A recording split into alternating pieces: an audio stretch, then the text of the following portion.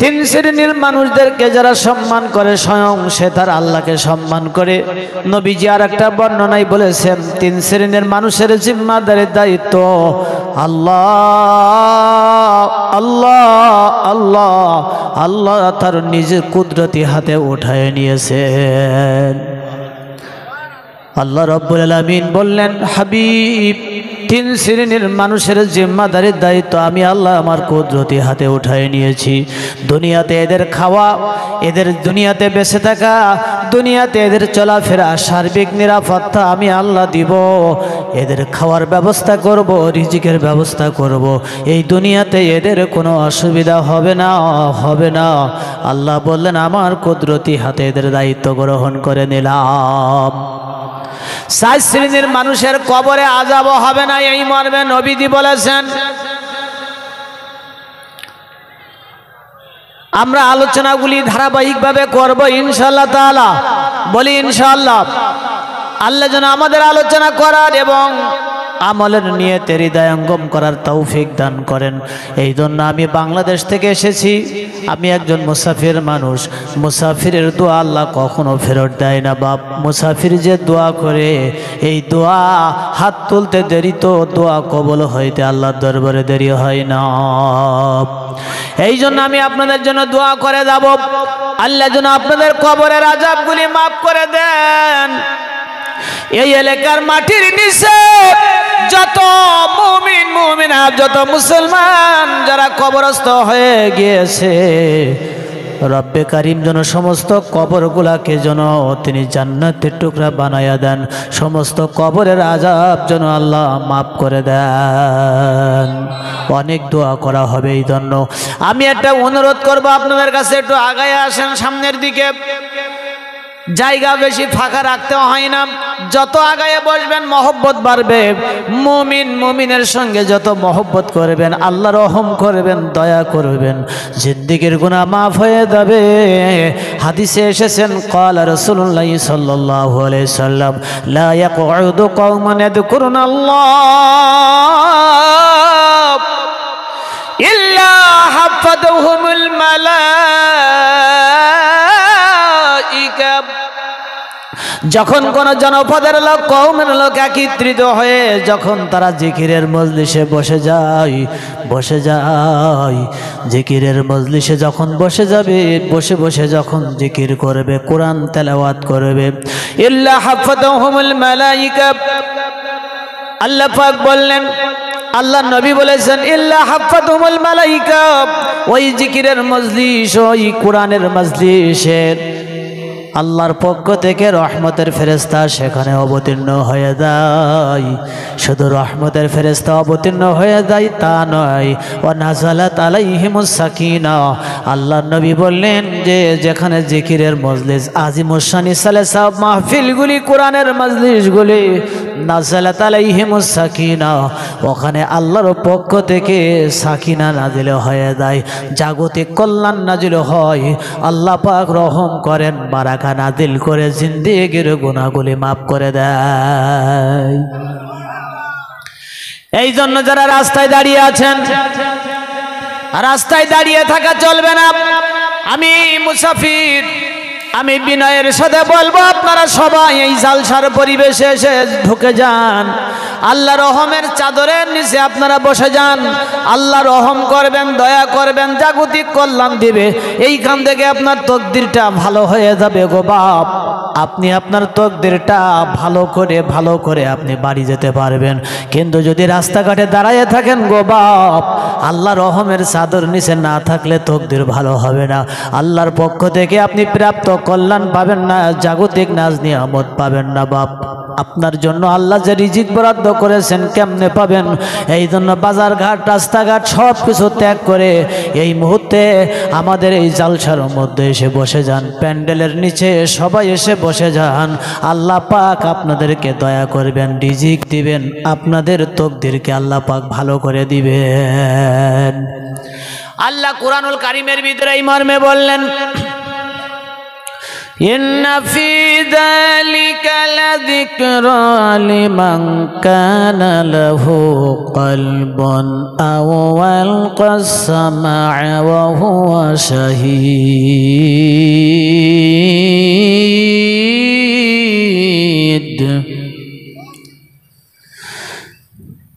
কোরআনের ওয়াজ, কোরআনের ওয়াজে, কোরআনের মাহফিলে এসে তারাই ধন্য হয়, তারাই লাভবান হয়।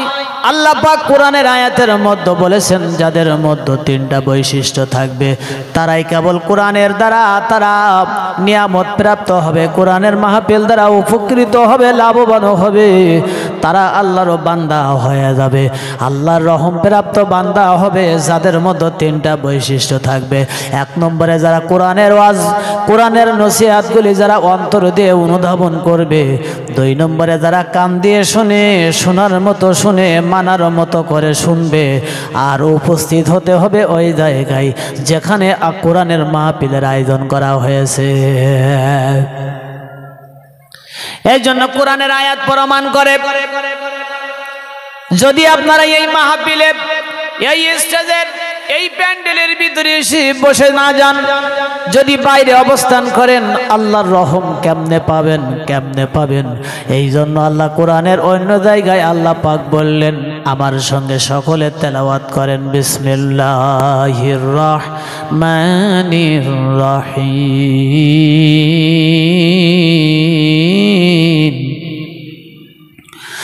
وَإِذَا قُرِئَ الْقُرْآنُ فَاسْتَمِعُوا لَهُ وَأَنصِتُوا لَعَلَّكُمْ تُرْحَمُونَ। আল্লাহ কোরআনের ভিতরে জানিয়েছেন, আল্লাহ পাক বলল যখন কোরআন তেলাওয়াত হবে, কোরআনের বয়ান হবে, কোরআনের তেলাওয়াত হবে, তখন তোমরা নীরবে, চুপে চুপে, নীরবে বসে বসে কোরআন যদি শুনতে পারো, আমি আল্লাহ রাব্বুল আলামিন ওয়াদা করলাম তোমাদের পরে আমি আল্লাহর পক্ষ থেকে রহমত নাজিল হয়ে যাবে। লাআল্লাকুম তুরহামুন। কে বলছেন? আল্লাহ বলছেন নীরবে বসে বসে কোরআন যারা শ্রবণ করে তাদের উপরে আমি আল্লাহর পক্ষ থেকে রহমত নাজিল হয়ে যায়। তাহলে আল্লাহর পক্ষ থেকে আজকে রহমত নাজিল হওয়ার জায়গা হচ্ছে এই মাহফিল, এই মজলিস, ঠিক কিনা? এই মজলিসের বাইরে থাকলে আপনি আল্লাহর রহম প্রাপ্ত হবেন না। এজন্য আসুন এখানে এসে বসে বসে আমরা তেলাওয়াত শুনবো, জিকির করব, জিকির করব এবং নবীর জিন্দেগি শুনবো। চোখ দিয়ে আমরা যদি দু ফোঁটা পানি ফেলতে পারি তাহলে আমাদের জিন্দেগির গুনাহগুলি মাফ হয়ে যাবে। আমরা জিন্দেগির গুনাহগুলি মাফ করে আমরা বাড়িতে যাইতে পারবো ইনশাআল্লাহ তাআলা। আল্লাহ যেন আমাদেরকে তৌফিক দান করেন, বলি আমিন। একটু মহব্বতের সকলে জিকির করে লা ইলাহা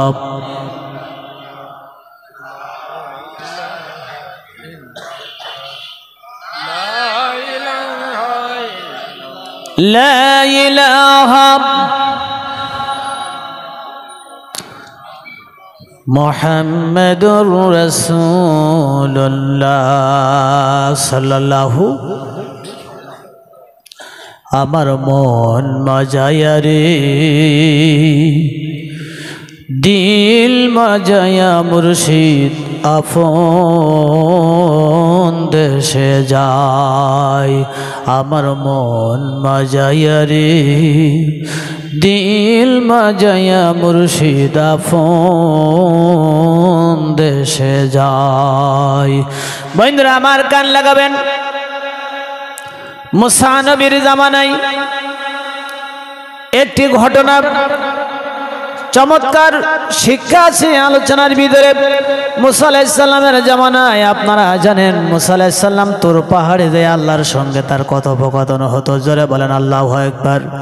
মুসা আলাইহিস সালাম বন্ধুরা আমার, তিনি যখন মুসা আলাইহিস সালাম তুর পাহাড়ে তিনি রওনা হয়ে যায়, প্রতিমধ্যে একজন ব্যক্তির সঙ্গে দেখা হলো, একজন ব্যক্তির সঙ্গে দেখা হলো। ওই ব্যক্তি বলল, মুসা তুমি তো যাইতেছো তুর পাহাড়ে আল্লাহর সঙ্গে কথা বলার জন্য, আমার ব্যাপারে একটু কথা বলবা? প্রতিদিন আমার ধন সম্পদ বাড়তেই আছে ধন সম্পদ, এত সম্পদ আমি চাই না, কিন্তু প্রতিদিন সম্পদ আমার আল্লাহ বাড়াই দিতেছে। এই সম্পদ যাতে কমে যায়, এত কেন বাড়ে এইটা একটু আল্লাহকে বলবা, সম্পদ কেন এত বাড়তেছে। আর একজন ব্যক্তির সঙ্গে দেখা হলো, তিনি বললাম, মুসা তোর পাহাড়ে যাচ্ছ, আল্লাহর সঙ্গে তোমার কথা হবে, আমার ব্যাপারে একটু বলবা। আমি এত গরিব, এত অসহায়, এত দারিদ্র, আমি আল্লাহর কাছে সম্পদ চাই, কিন্তু আমার আল্লাহ কেন আমারে গরিব বানাইয়ে রেখেছে? ও মুসা, আল্লাহর কাছে একটু আমার ব্যাপারে কথা বলবা। আর একজন ব্যক্তি হাত নেই পা নেই, একজনের হাত নেই পা নেই, এমন একজন ব্যক্তি, চোখ নাই, মানসিক প্রতিবন্ধী ব্যক্তি, হাত নেই পা নেই, এই ব্যক্তি ডাক দিয়ে বলল, মুসা পয়গম্বর, তুমি তো যাচ্ছ তোর পাহাড়ে, আল্লাহর সঙ্গে তোমার কথা হবে, আমার ব্যাপারে কথা বলবা। আমার মতো ব্যক্তিকে কেন আল্লাহ তৈরি করেছে একটু তুই শুনে দেখবা, কারণ আমার হাত নেই পা নেই, এই দুনিয়ার আমি কোনো কাজে লাগি না, কিছুই করতে পারি না, কেন কোন কারণে আমার রব আমারে সৃষ্টি করেছে একটু শুনবা। কয়জন ব্যক্তি? তিনজন ব্যক্তি। একজনে বলতেছে, মুসা প্রতিদিন সম্পদ বাড়তেছে বেহিসাব, সম্পদের জোয়ার বইতেছে, আমি তো চাচ্ছি না, আমি চাই কমে যাক, কিন্তু বাড়তেই, যত চাই কমুক তত বাড়তেছে, এই সম্পদ চাচ্ছি না, কিন্তু আল্লাহ এত দিচ্ছে কেন, এইটা একটু শুনে তো। আর একজনের কি ছিল আপনার, যে আমি গরিব অসহায়, এত চাচ্ছি সম্পদ আল্লাহর কাছে, আল্লাহ দেয় না কেন।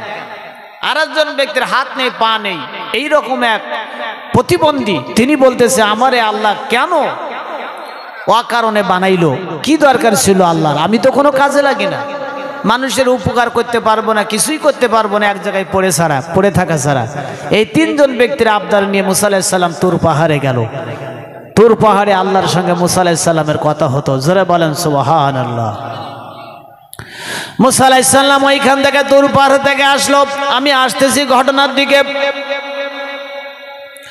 মুসা নবী যখন এসেছে, আসার পরে ইতিমধ্যে একজন ব্যক্তি ইন্তেকাল করল।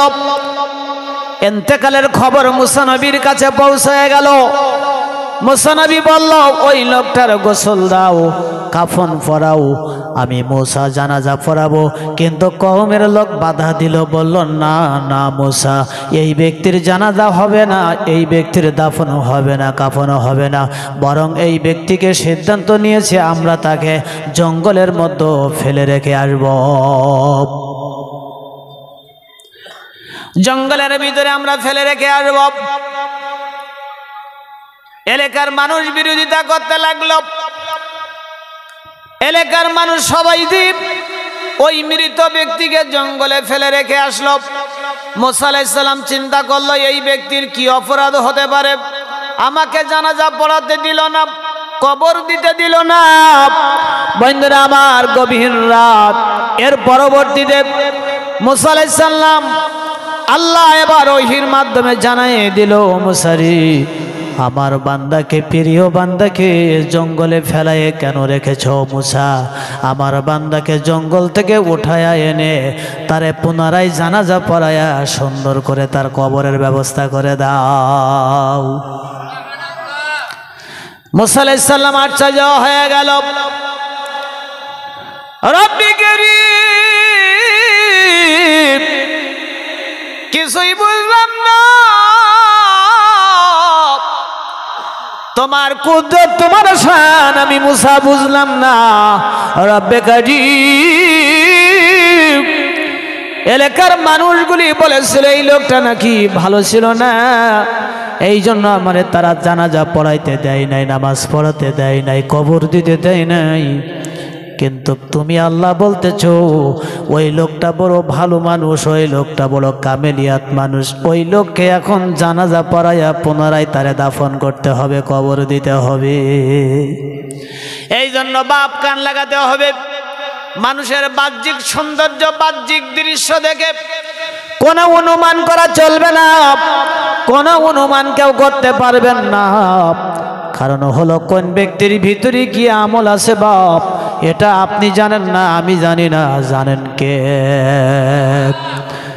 এই জন্য জমিনে কত মানুষ ঘুরে ঘুরে বেড়ায় পাগলের বেশে, ফকিরের বেশে। আমরা হয়তো জানি না, কিন্তু ওই লোকটা আল্লাহর একজন ওলি হয়ে গেছে। এটা আপনি, আমি, আমরা হয়তো কেউ বুঝতে পারি না।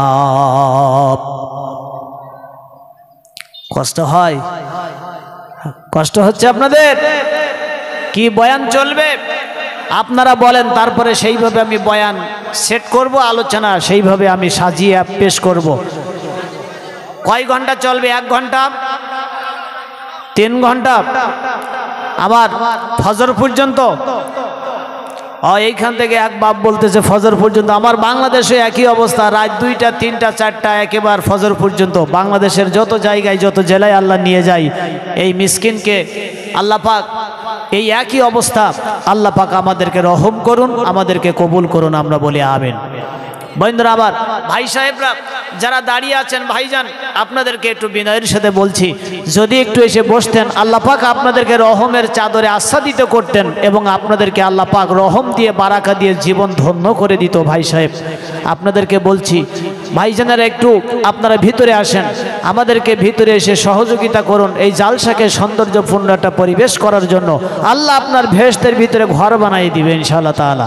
দাঁড়ায়ে থাকবেন না, আল্লাহ ভেস্তে ঘর বানাই দেবে। ভিতরে এসে বসবেন, আল্লাহ পাক ভেস্তের ভিতরে আপনার ঘর বানায়া এই রকম সুন্দর পরিবেশে বসার সুযোগ করে দিবেন ইনশাআল্লাহ। বলেন বলেন ইনশাআল্লাহ। আমার নবী না চিনিলাম, কি যে ভুল করিলাম, ভস্মে ঢালিলাম ঘি,